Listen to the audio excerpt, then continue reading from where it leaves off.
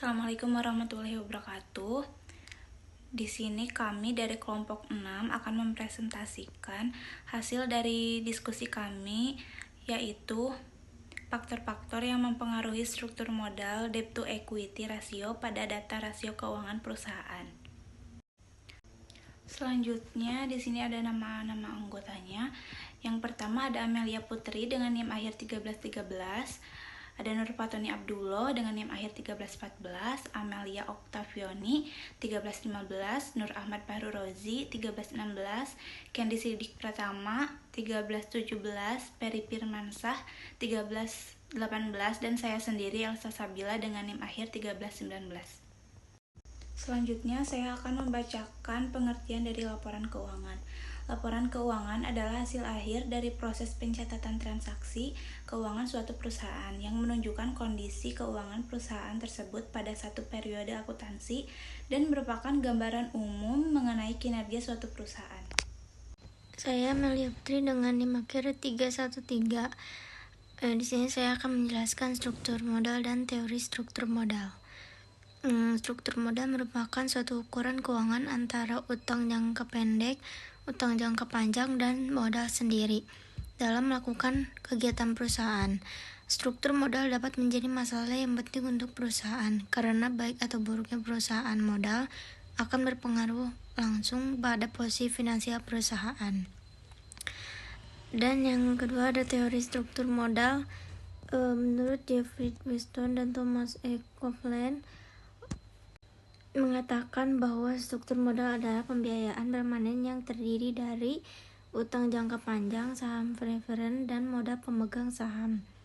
Sedangkan menurut Farah Margareta, struktur modal menggambarkan pembiayaan permanen perusahaan yang terdiri atas utang jangka panjang dan modal sendiri. Struktur modal menjadi masalah yang penting bagi perusahaan karena baik buruknya struktur modal akan mempunyai efek langsung terhadap posisi finansial perusahaan. Terdapat beberapa teori menyangkut struktur modal, diantaranya adalah Lalu di sini ada faktor-faktor yang mempengaruhi struktur modal. Yang pertama ada modal kerja, yang kedua struktur aktiva, yang ketiga skala perusahaan, yang keempat profitabilitas, yang kelima growth opportunity, yang keenam ada risiko bisnis. Modal kerja atau working capital adalah suatu aset lancar yang dipakai dalam operasional perusahaan yang membutuhkan suatu pengelolaan yang baik dari manajer perusahaan. Lalu struktur aktiva yang dimiliki oleh perusahaan semuanya bersumber dari struktur modal. Seperti yang kita ketahui, struktur modal terdiri dari hutang dan ekuitas. Jadi semua aktiva yang dimiliki berasal dari utang dan modal perusahaan. Pada sebuah perusahaan industri yang sebagian besar modalnya tertanam dalam aktiva, tetap akan mengutamakan pemenuhan modalnya dari modal permanen, yaitu modal sendiri. Sedangkan utang bersifat pelengkap. Perusahaan yang semakin besar aktivanya dan terdiri dari aktiva lancar akan cenderung mengutamakan pemenuhan kebutuhan dana dengan utang. Hal ini menunjukkan bahwa adanya pengaruh struktur aktiva terhadap struktur modal suatu perusahaan. Lalu ada skala perusahaan. Skala perusahaan merupakan perusahaan yang memiliki saham yang besar dan masing-masing penambahan lembar sahamnya hanya mempengaruhi sebagian kecil pada kemungkinan hilang kontrol dari pihak dominan kepada perusahaan yang terkait. Lalu ada profitabilitas. Profitabilitas perusahaan adalah bagian perusahaan yang menghasilkan tingkat keuntungan di setiap periodenya. Perusahaan dengan profitabilitas yang tinggi tentu memiliki dana internal yang lebih banyak daripada perusahaan dengan profitabilitas rendah. Perusahaan dengan tingkat pengembalian yang tinggi akan investasi menggunakan utang yang relatif kecil. Tingkat pengembalian yang tinggi memungkinkan untuk membiayai sebagian besar kebutuhan pendanaan dengan dana yang dihasilkan secara internal. Hal ini juga menunjukkan bahwa profitabilitas berpengaruh terhadap struktur modal perusahaan. Lalu ada growth opportunity, kesempatan perusahaan untuk melakukan investasi pada hal-hal yang menguntungkan. Teori agensi menggambarkan hubungan yang negatif antara growth opportunity dan leverage di mana perusahaan dengan tingkat leverage yang tinggi cenderung akan melewatkan kesempatan dalam investasi pada kesempatan investasi yang menguntungkan. Hal ininya misalnya dengan membangun pabrik baru, membeli mesin baru, atau membeli barang modal lainnya yang membutuhkan dana yang besar. Lalu ada risiko bisnis. Risiko bisnis adalah menggambaran ketidakpastian yang dihadapi perusahaan dalam melakukan aktivitas bisnisnya. Risiko bisnis akan mempersulit perusahaan dalam melaksanakan pendanaan eksternal, sehingga secara teori akan berpengaruh negatif terhadap leverage perusahaan. Semakin tinggi risiko bisnis perusahaan, maka perusahaan cenderung kesulitan dalam memperoleh pendanaan dari sumber eksternal. Hasil belum pasti, tapi biaya yang dikeluarkan sangat besar, risikonya juga sangat tinggi. Dengan risiko yang tinggi seperti ini, sangat sulit untuk mencari kreditur yang mau memberikan pinjaman. Sangat sulit untuk mengajak calon investor lain untuk bergabung dalam perusahaan ini. Semua takut rugi. Terima kasih kepada moderator telah memberikan saya kesempatan untuk mempresentasikan tentang rumusan masalah dan model konseptual. Jadi yang pertama, rumusan masalahnya itu apa yang dimaksud dengan laporan keuangan. Yang kedua, apa yang dimaksud dengan struktur modal. Yang ketiga, apa saja teori struktur modal. Yang keempat, apa saja faktor yang mempengaruhi struktur modal. Lalu yang kelima, bagaimana hasil analisis faktor-faktor yang mempengaruhi struktur modal pada rasio kelima perusahaan di sektor industri otomotif. Selanjutnya di sini ada model konseptual dan hipotesis. Yang pertama, profitabilitas X1 H1 mengarah ke struktur modal atau Y. Lalu H2-nya masih pada profitabilitas mengarah ke Y. Yang kedua, struktur aktiva atau X2 sebagai H3 mengarah ke struktur modal sebagai Y. Lalu yang terakhir ada ukuran perusahaan atau X3 sebagai H4 mengarah kepada struktur modal atau Y. Terima kasih, saya kembalikan lagi kepada moderator. Selanjutnya saya Candy Sidik Pratama akan menjelaskan analisis hasil regresi. Yang pertama di situ ada tabel variable enter remove, yang dimana bisa kita lihat di situ ada X3, X1 dan X2-nya. Dan untuk A-nya sendiri itu ada defined variable Y, yaitu Y-nya sendiri itu ada there. Dan untuk modal summary-nya di situ kita bisa lihat untuk adjust R square-nya itu ada 0,604 dan standard error of the estimate-nya di situ ada 1.474.495.489 rupiah. Untuk selanjutnya di situ ada tabel ANOVA. Untuk tabel F-nya sendiri itu ada 13,207. Untuk signifikannya ada 0,0000.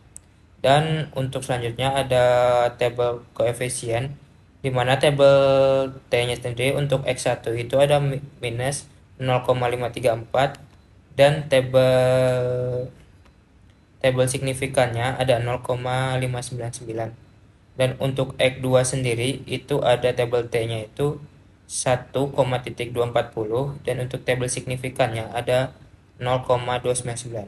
Dan untuk X3 yang terakhir ada 6,154 dan untuk signifikannya ada 0,000.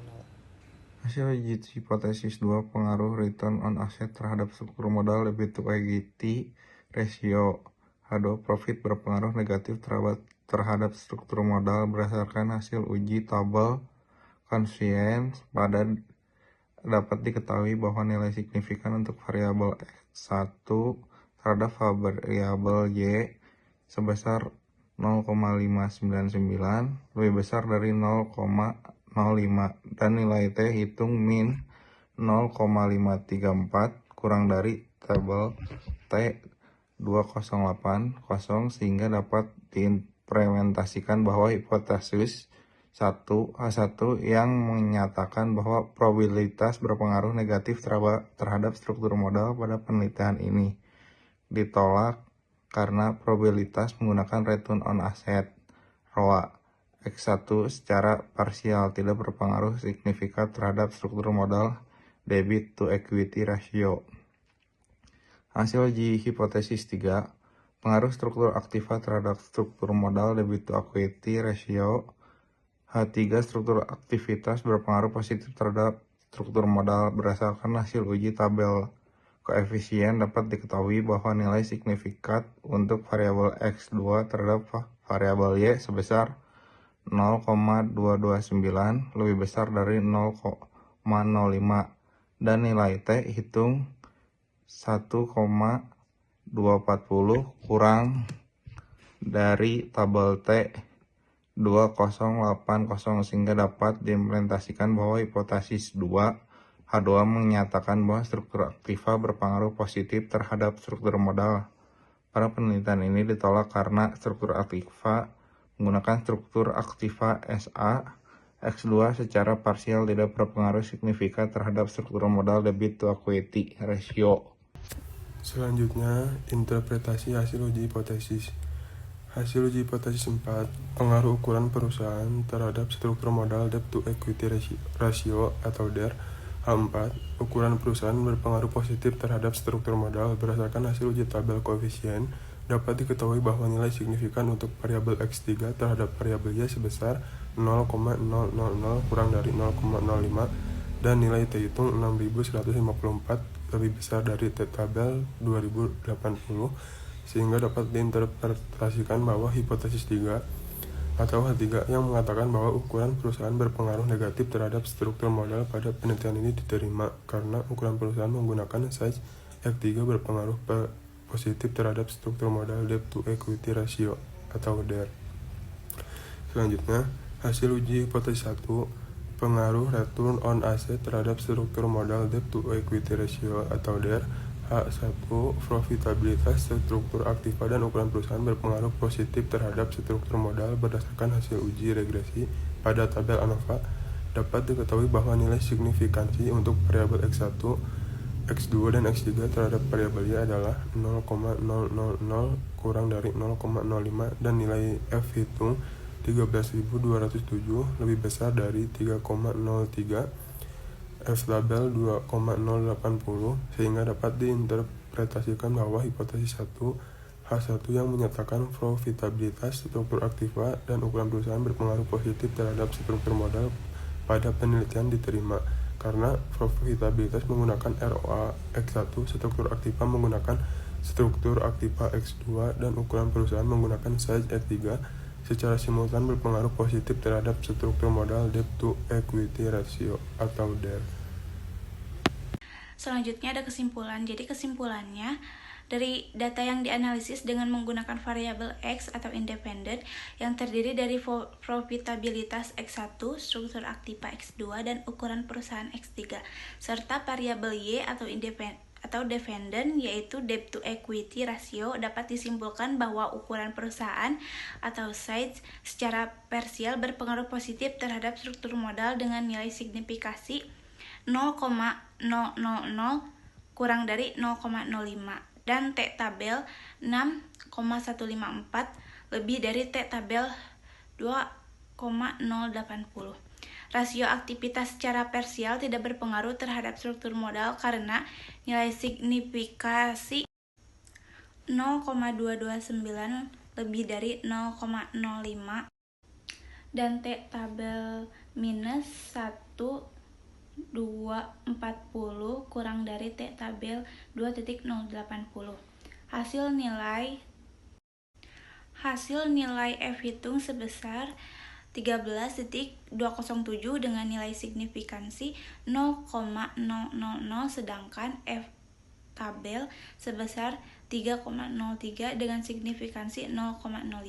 Dengan demikian dapat dilihat bahwa 13,207 lebih dari 3,03 dan 0,000 kurang dari 0,05, maka secara bersama-sama atau secara simultan atau X1 struktur aktiva X2 dan ukuran perusahaan X3 berpengaruh positif terhadap debt to equity ratio Y. Sekian presentasi dari kami. Terima kasih atas perhatiannya. Mohon maaf apabila ada kesalahan dan kekurangan. Saya akhiri presentasi kali ini. Wassalamualaikum warahmatullahi wabarakatuh.